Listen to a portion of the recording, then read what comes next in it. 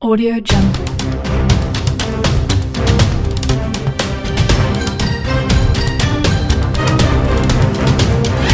Audio Jungle.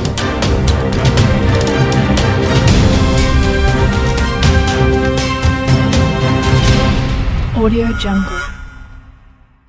Former President Trump on Saturday said a cold hen. Mark Milley, his most senior military advisor, ended hope when suggested leaving billions of dollars of warfighting gear in Afghanistan.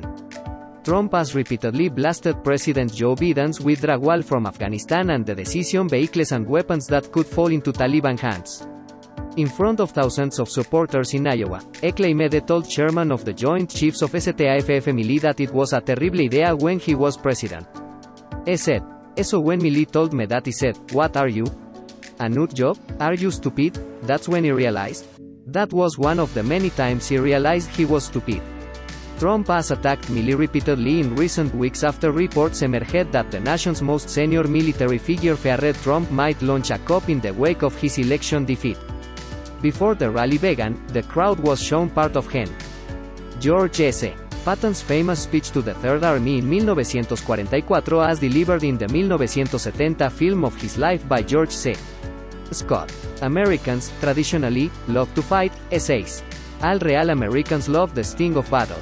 Trump compared the storied general with what he described as today's TV generals, asking, "Do you think George Patton would have left early out of Afghanistan?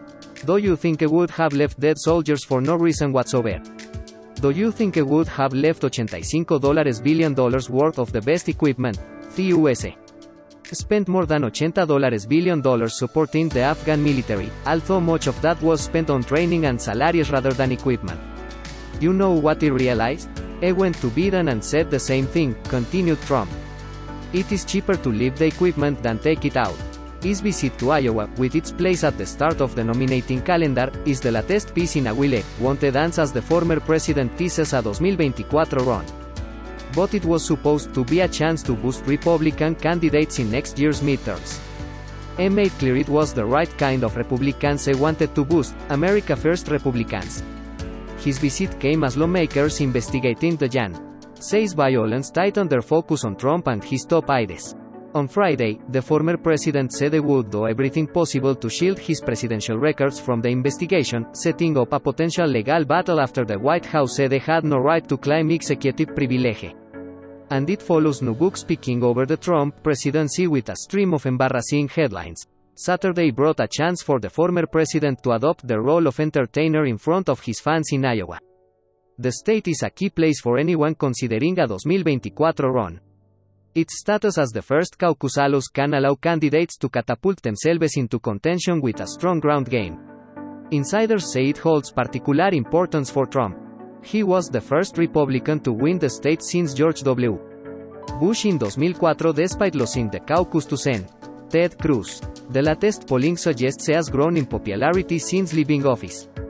The latest Des Moines Register, Mediacom Iowa poll shows 53% of Iowans have a favorable viewing of the former president, giving him his highest ever rating. He got a warm welcome from Sen. Chuck Grassley, who touted Trump's record as one of promises made and promises kept. President Trump ran on a platform of tax cuts, and they delivered the biggest tax cut in the history of the country, he said to roars of approval. President Trump ran on a platform of criminal justice reform, and they signed the criminal justice reform that is sponsored. President Trump ran on a platform of securing the borders, and the borders were secure. Amid all the talk of 2024, the moment was a reminder the rally was a chance for Trump to rally support ahead of next year's midterms. Iowa is absolutely critical to our efforts to take back the House and Senate in 2022, and then the White House in 2024, he said in a fundraising message to supporters this week. But it also gave him a chance to put on a show for his supporters with attacks on his favorite targets. He railed against Biden's withdrawal from Afghanistan and the chaotic Kabul leave. "We had no idea who is getting on those planes. We still don't have any idea," he said. "Only 3% were qualified to be taken to a place called the United States of America. Is that something? 3%. You're going to be hearing from those people over the coming years, in a very bad way." Dismissed House Speaker Nancy Pelosi as a ended hope and called on his supporters to sweep Democrats from Congress. "The Bible got to go," he said. Practically every single Democrat lawmaker in the House and Senate has endorsed the lynch legislation. And that's why every single one of them has to be voted out of office, he said.